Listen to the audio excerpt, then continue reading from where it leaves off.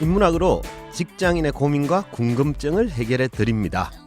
인문학이 여러분의 출근길을 가볍게 만들어 드립니다. 직장인을 위한 출근길 인문학. 제97화 비정상은 아닐까 하고 의심이 들 때.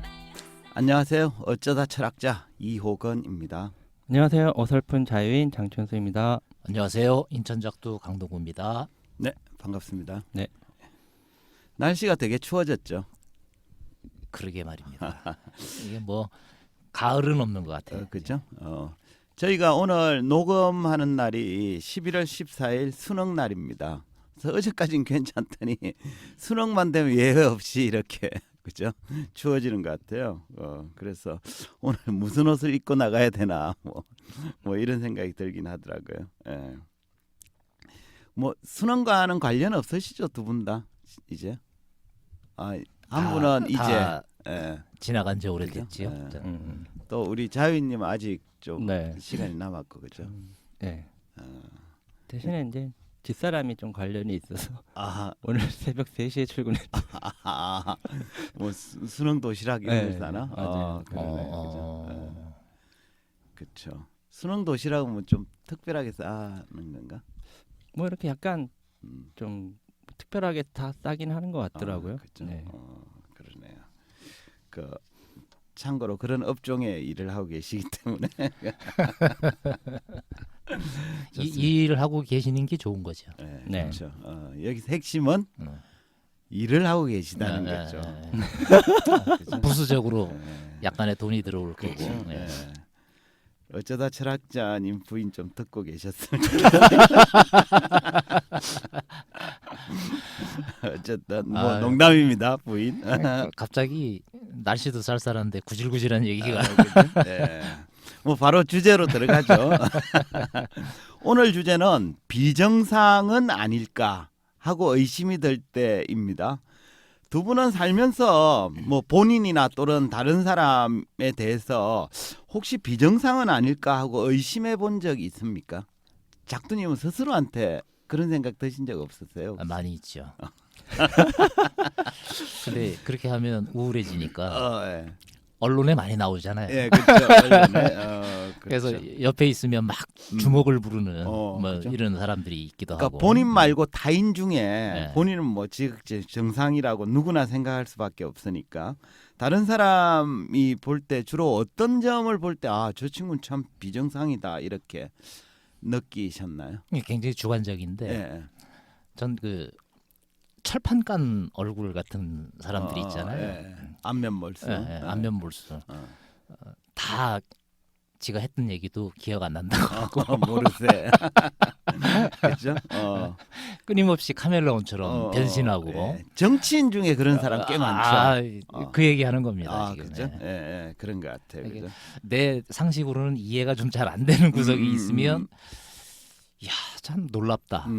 그렇죠. 정치인은 그런데 이제 우리가 자주 보긴 합니다만 가까이 하지는 않잖아요, 그렇죠. 그렇죠? 예. 근데 주변에 이제 어쩔 수 없이 좀 관계해야 되는 사람 중에 그런 좀 비정상이라고 여겨지는 사람을 보면 그 다음에는 어떻게 행동하세요? 주변에서는 그렇게 썩 많이 목격되어지지는 않지요. 예. 그렇죠. 주변에는 뭐 나보단 다 정상이다. 예. 그러니까 비정상 이렇게 여감이 좀 세서 그런 것 같고 정규봉포를 벗어난 네, 뭐 이런 그냥 이상하지 않아? 이런 표현을 더 많이 쓰는 거죠. 그렇죠. 좀 그런 사람 이상해. 좀 있었어요, 자유인님은? 대부분 이상한 것 같은데요.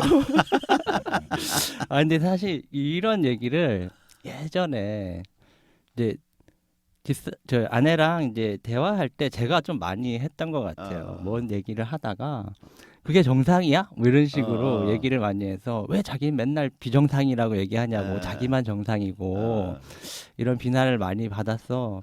요새는 이제 그런 말을 좀 안 하고는 있는데 여전히 머릿속으로는 이렇게 약간 비정상적으로 보이는 네. 사람들의 이야기들은 꽤 많이 듣는 것 같아요. 예를 한 가지 들어주실 수 있을까요? 최근에 본 사람 중에 들은 사람 중에 뭐 최근에 꼭 최근이 들었다기보다는 아니라도. 네, 그냥 뭐 예를 들어 지나치게 특정 욕심을 부리거나 집착을 하거나 뭐 이런 예를 거. 들면 뭐 외제차에 꽂혀서 뭐 그런 것도 뭐 집착을 있고 한다거나. 예를 들어 자녀에 대해서 음.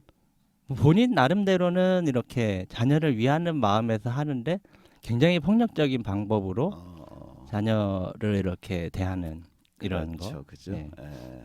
그런 근데 이게 참 되게 애매한 게 굉장히 사람들이 자기 주관적 판단을 많이 하잖아요. 네. 뭐 우리 이 컵이 책상 위에서 떨어지면 당연히 떨어지는 걸 정상이라고 생각하는데 예. 이런 현상의 세계에는 근데 사람들의 판단이나 생각이나 예. 이걸 정상으로 봐야 돼, 비정상으로 봐야 돼라고 하는 기준은 참 애매해. 제가 보여요. 그죠? 예. 제가 비정상 이러면 잘 안 쓰는 용어긴 한데 이런 용어는 많이 쓰잖아요. 쟤 좀 이상해라든지 좀 네네. 심할 경우는 쟤 또라이 아니야? 네. 라고 얘기하는 경우는 굉장히 많잖아요. 그죠? 그런 이제 그런 것까지 다 포함한 범주죠. 그래서 저런 쟤 또라이 아니야라고 생각되는 사람을 이제 주변에서 만났다. 이러면 그다음에 어떻게 행동하세요? 그 또라이한테? 간혹은 음. 술 먹고 이 또라이 짓 좀 그만해 뭐 이렇게 얘기를 얘기할 때도 할 있고 대개의 경우에 그냥 무시하는 거죠. 무시. 뭐, 예, 그냥. 무시한다는 건 그러니까 모른 체 한다일 수도 있고 무시해버리고 안 만난다 할 수도 있고 뭐 이렇잖아요. 네, 뭐 주로 이제 안 만나는 안 선택을 만나는 하는 쪽으로. 거죠. 네. 그러니까 이 비정상 같은 사람하고는 어울려봤자 도움이 안 된다. 네. 뭐 이런 거네, 그죠? 예. 되게 비정상이라고 생각하는 건 그런 것 같아요. 그냥 그 사람이 다른 생각을 하는 것 정도는 뭐 그럴 수도 있겠다 하는데 그 생각이나 행동 때문에 누군가한테 피해를 주고 있다라고 하는 것. 대표적으로 우리가 TV에서 많이 보는 게 갑질을 하거나 그렇죠. 뭐 이런 갑질도 것들 또라이들이지. 보면 또 왜 저러지? 예, 뭐 이런 그렇죠. 생각을 많이 하게 되는 것 같아요. 예. 근데 사실 갑질이 갑질도 TV에 나오는 것이 굉장히 이렇게 특별해 보이고 완전 또라이들이 많이 나오긴 하는데 일상에서도 보면 자주 보이긴 하는 것 같아요. 특히 식당 같은 데 가면 어르신들 중에 일부가 다짜고짜 종업원한테 야 뭐 이렇게 반말하고 별것도 아닌데 막 그쵸. 화내는 듯이 얘기하고 이런 경우들도 되게 많이 보는 것 그쵸. 같아요. 예. 네. 제가 아주 오래 시간이 좀 되긴 했는데 그 승무원을 하고 있는 친구를 우연찮게 만났어요. 그 얘기를 좀 잠깐 나누다 보니까 우리 보통 여행 갈 때 비행기 타면 예. 내 주변에서 뭐 굉장히 비정상적이고 또라이 짓 하고 이러는 사람들 눈에 잘 안 띄잖아요. 그렇죠. 그런데 그런 사람은 놀랍게도 안 가지. 예. 한 4시간 이상 정도 비행을 하게 되면 그 승무원 중에 누구 하나는 눈물을 찔끔 흘리는 사건이 매번 발생된다는 거예요. 그러니까 나 그 얘기 듣고 되게 놀랐어요. 곳곳에 또라이들은 있다. 그죠? 근데 예. 내 주변에서 그냥 쉽게 발견이 안 되는데 그렇게 발생이 많이 된다. 이 얘기 듣고 놀랐어요. 그렇죠. 예. 뭐 또라이를 제가 너무 뭐 부정적으로 뭐 이렇게 보는데 어쨌든 우리가 살다 보면 누군가한테 이렇게 좀 정상이 아니다. 그죠? 정상적이지가 않다라든지 이런 생각을 가질 때가 많죠. 그래서 일종의 비정상인데 정상이 아니니까 이거는 정상인가 비정상인가 모르겠어요. 예를 들면 뭐 우리 팟캐스트가 구독자가 이만큼밖에 안 되는데 100회를 하려고 하는 게 이게 정상인가 비정상인가. 뭐 그것까지 포함해서 그죠? 그것까지 포함해서 좀 답을 해보고자 해서 오늘 이제 그 주제를 잡아봤습니다. 해서 오늘 주제는 정상과 비정상에 대한 논의죠. 사람들은 흔히 이렇게 정상, 비정상이라는 프레임으로 다른 사람을 평가하는 경우가 있습니다.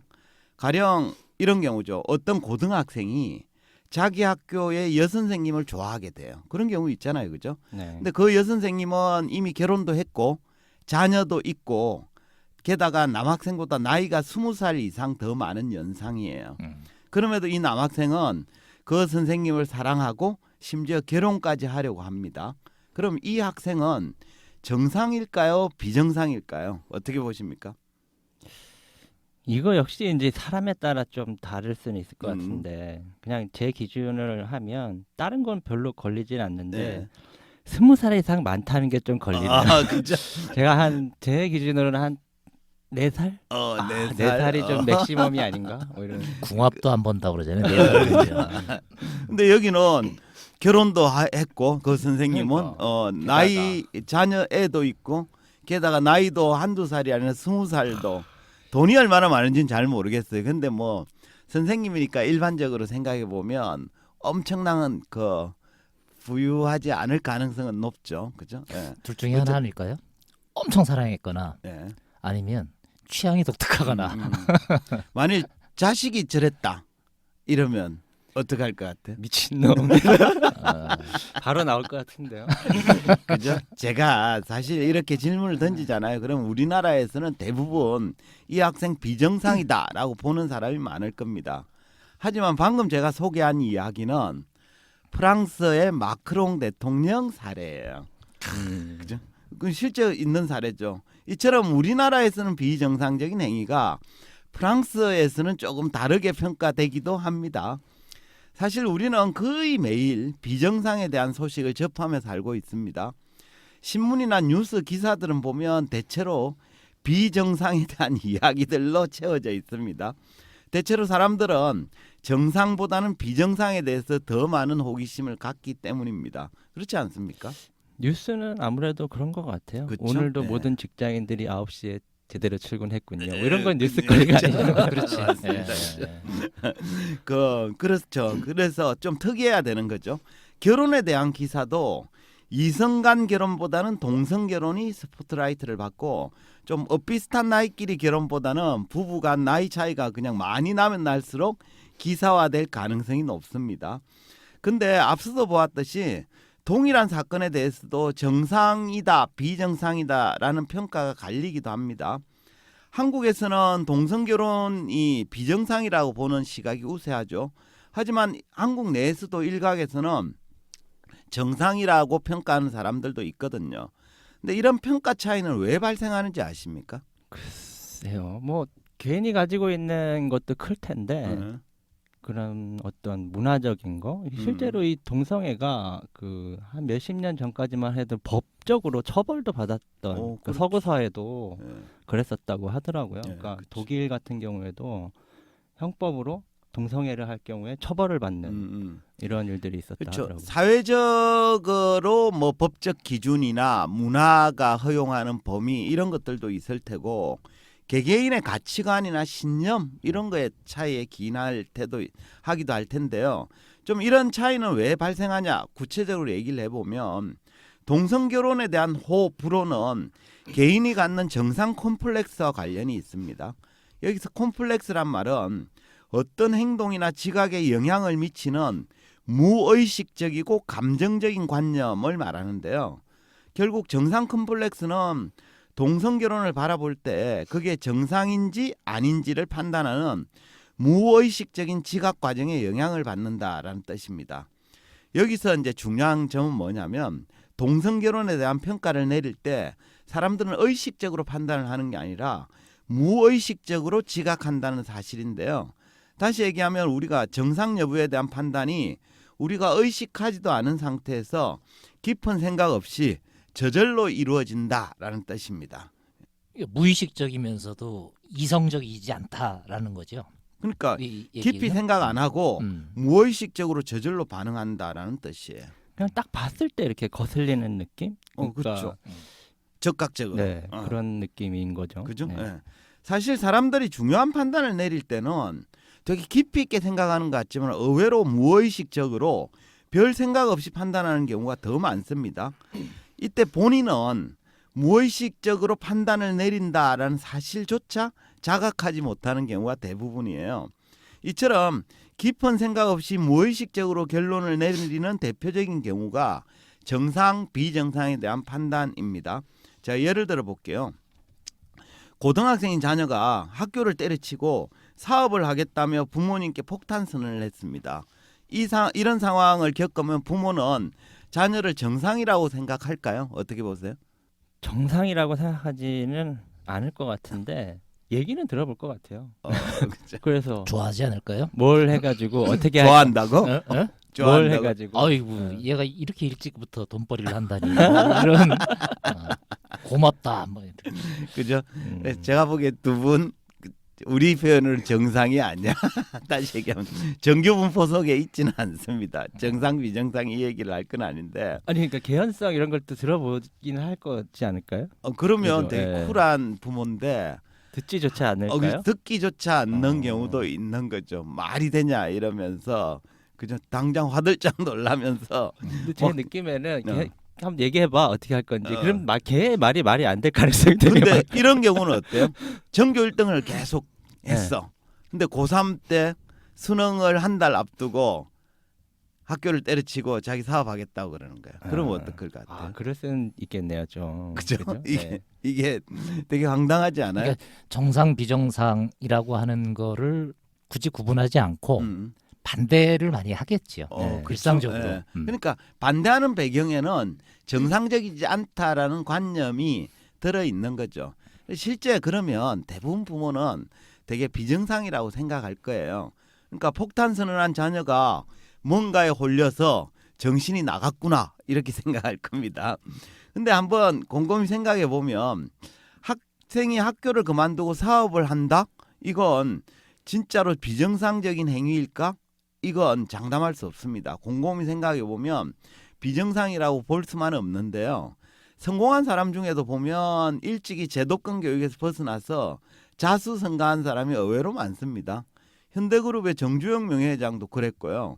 근데 그분은 뭐 원래부터 학교를 안 다녔으니까 그런데 가령 빌 게이츠 이런 사람들은 하버드대를 다니다가 중간에 중퇴해버리고 사업했잖아요, 그죠? 스티브 잡스도 그랬고 그 마크 주커버거 얘도 하버드 대학 심리학과를 다니다가 중간에 그냥 때려치고 사업을 한 거죠. 그러니까 이러한 사례를 이제 제가 막 드는데 현실에서는 제가 이런 사례를 들어도 학교를 관두겠다라고 폭탄 선언을 한 자녀의 부모에게는 별 위안은 안 될 겁니다. 하지만 아무튼 정상 비정상에 대한 판단이 되게 깊이 생각하고 의식하고 내리는 게 아니라 무의식적으로 내려지는 경우가 많다. 이런 말씀을 드리고 싶네요. 왜 이런 걸까요? 그렇죠? 예. 이 대목에서 우리는 정상 비정상의 문제를 좀 깊이 숙고했던 철학자를 만나볼 필요가 있는데요. 누군가 하면 미셀 푸코라는 프랑스 철학자입니다. 푸코는 동성연애자로 잘 알려져 있습니다. 그래서 최종적으로는 그 에이즈로 사망을 했죠. 그래서 푸코는 그 이전까지는 의학의 영역에 속해 있던 비정상 비정상의 개념을 철학의 장으로 끌어들인 인물 장본인인데요. 그는 이른바 정상적인 것에 대해서 다음과 같은 철학적 질문을 던집니다. 오늘날 정상은 어떤 과정을 거쳐 지금의 정상의 자리에 등극하였는가? 그러니까 그는 오늘날 사람들이 무의식적으로 저건 정상적이다라고 생각한 거에 대한 기원과 근거를 탐구를 했습니다. 네. 그죠? 그냥 느낌으로는 뭐 이렇게 어렸을 때부터 그렇게 배워서 그런 거 아닌가라는데 예. 아마 푸코는 뭐 좀 다른 얘기를 했을 것 그죠? 같네요. 네. 푸코의 결론이 뭐냐면 푸코는 그러니까 정상의 기원이 뭐였냐라고 깊이 연구한 끝에 이런 결론을 내립니다. 비이성은 이성의 근거가 된다. 무슨 말인가 하면 이성 이게 이제 정상적인 겁니다. 정상적인 건 그 자체로 원래 정상이었어가 아니라 비이성 비정상을 규정지음으로써 그 자리에 설 수 있었다는 거예요. 가령 우리가 정신병자가 아니라 정상적인 인간인 이유는 우리가 원래부터 정신이 온전했어가 아니라 누군가를 정신병자로 규정함으로써 비로소 우리가 정상적인 인간으로 불리게 됐다는 겁니다. 결국 우리가 정상인 이유는 누군가를 비정상으로 만들었기 때문에 비로소 가능해졌다라는 게 푸코의 결론입니다. 이게 굉장히 우울한데 이러면. 그렇죠?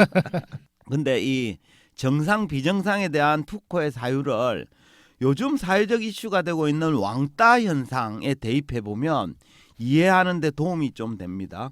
학교에서도 왜 보면 평범한 아이들이 왕따 현상, 즉 그 누군가를 비정상이라고 규정하고 집단적으로 따돌리는 행위에 동참하는 경우가 많습니다. 왜냐 그러면 자기도 왕따를 당하지 않기 위해서 그러는 건데요. 누군가를 왕따, 그러니까 누군가를 비정상으로 규정해야 자기는 이제 정상적인 범주에 들어설 수 있기 때문입니다. 이처럼 우리는 자기도 모르는 사이에 비정상을 규정해 놓고 비정상에 대해서 폭력을 가하는 사람이 될 수도 있습니다. 네. 폭력을 가한다 그러는데 이 자체가 굉장히 폭력적인데 그죠? 그러니까 자기가 왕따가 되지 않기 위해서 가해자가 되는 가해자 거예요. 편에 서는 거죠. 그렇죠. 그죠? 예, 네. 편에 서서 가해자가 되는 거죠. 이 역시 이제 무의식적으로 판단하고 무의식적으로 폭력적인 행위를 내가 스스로 하고 그렇죠. 있는 할 경우가 수도 굉장히 있는 많은 거죠. 거죠. 그죠? 예. 근데 우리가 이제 생각해 볼 점은 우리가 흔히 말하는 비정상은 정말로 배척되거나 따돌림을 당해야 할 정도로 나쁜 것일까? 이걸 좀 생각해 봐야 되는데 반드시 그렇지만은 않습니다. 우리가 정상이란 단어의 뜻은 바르고 떳떳한 상태를 말하는데요. 이때 뭐가 바르고 뭐가 떳떳한지는 보는 사람의 관점에 따라 다를 수 있습니다. 사실 사람들이 비정상이라고 평가하는 행위도 비정상이라 불리는 그 사람들 입장에서는 지극히 정상일 수도 있거든요. 그렇죠. 우리나라에서는 동성애나 동성결혼을 비정상으로 보는 입장이 되게 지배적입니다. 하지만 미국에서는 이미 동성결혼을 합법화해 놓은 주도 있거든요. 지금이야 이성 간의 사랑이 정상 범주에 위치하고 있는데 소크라테스나 플라톤이 살았던 그리스 시대만 하더라도 이성애보다는 동성애가 보편적 현상이었습니다.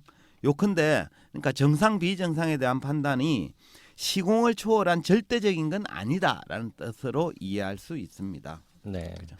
그런 차원에서 보면 오히려 좀 약간 퇴보했다라는 생각도 약간 들기도 하네요. 그래요? 네, 퇴보? 그리스 시대에는 오히려 그런 것들에 대해서 거리낌 없이 이렇게 좀 받아들여지는 열려 있는 현상이었다가 의식이었다. 어느 순간에 그걸 규제하기 시작했다라는 예. 거잖아요. 그걸 이제 비정상으로 규정했다라는 거고. 그렇죠. 근데 이제 사랑의 관점에서만 놓고 보면 그렇고 예를 들면 그때는 노예나 그죠 그 여자들을 인간 취급 안 하는 게 정상적인 사고였다고 그쵸. 생각해 보면 또 반대일 수도 있겠죠, 그죠? 예.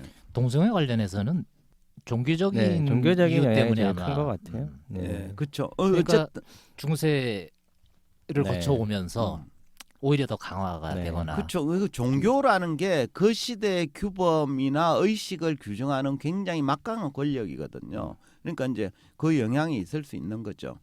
그 그리스 시대가 동성애가 보편적 현상이라는 건 실제 사실입니다. 소크라테스는 아시다시피 악처라 불리는 크산티페라는 여성과 결혼을 했지만 실제로는 동성애를 즐긴 것으로 알려져 있죠, 그죠?